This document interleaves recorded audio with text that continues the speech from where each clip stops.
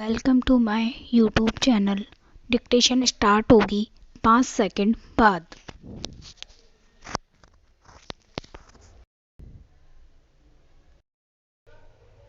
अधिनियम 1963 की धारा 6 के अधीन होने के कारण ऐसे किसी प्रश्न की परीक्षा पूर्णतः अनावश्यक और असंगत है।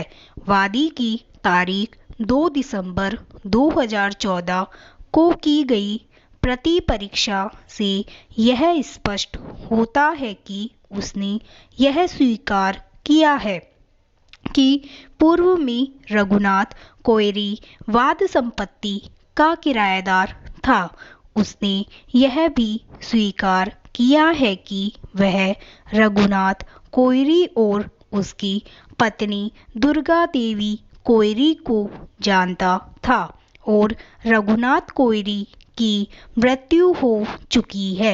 उसने यह भी कथन किया है कि उसकी रघुनाथ कोयरी से कोई पारिवारिक नातेदारी नहीं है।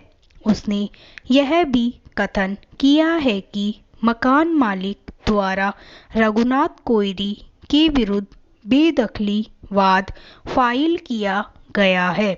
उसने अपनी उक्त प्रति परीक्षा में यह स्वीकार किया है कि रघुनाथ कोयरी के 2 पुत्र हैं।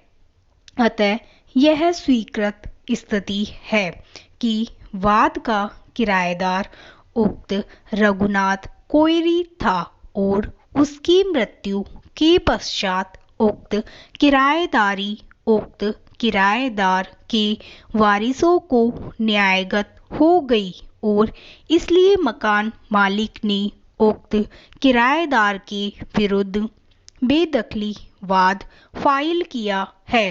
वादी की प्रति परीक्षा में यह स्पष्ट से उपदर्शित होता है कि वाद संपत्ति का कब्जा वादी को अभिकथित बेकब्जा करने की तारीख पर वादी के पास नहीं था, जहां वादी वाद संपत्ति के ऊपर अपना कब्जा साबित करने में विफल रहा है, वहां वह विनिर्दिष्ट अनुतोष अधिनियम 1963 की धारा 6 के उपबंधों का आश्रय लेकर उक्त कब्जा वापस लेने का हकदार नहीं है।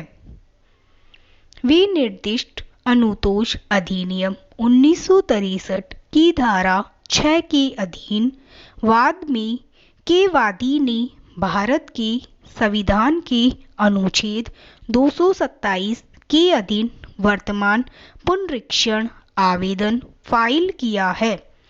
बाद में आवेदक ने यह अभिकथित किया है कि वह उक्त संपत्ति का 300 रुपये मासिक की दर से किराएदार है, जो अंग्रेजी कैलेंडर मास के अनुसार मोहम्मद इसराइल मुख्तारुल इस्लाम को देय है और तारीख 25 जनवरी 2006 के एक करार के आधार पर श्री एम जलील विरोधी पक्षकार संख्या 6 के से 6 का हिताधिकारी है।